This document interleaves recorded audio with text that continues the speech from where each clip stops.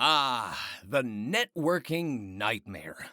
You're in a room full of unfamiliar faces, and someone asks you a question. The room falls silent, and every eye is on you. But no matter how hard you try, the only thing that comes out of your mouth is a weird little squeak. It's enough to make even the toughest cookie crumble. Being shy or lacking in confidence is pretty common when meeting new people. Everybody feels it sometimes, and it can make you uneasy at best. But to make the most out of networking, learning to control those butterflies is a must. And that's where this course will help.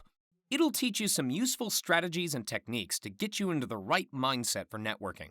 So, whenever panic hits, you'll be ready to show it who's boss and be the life and soul of the networking party.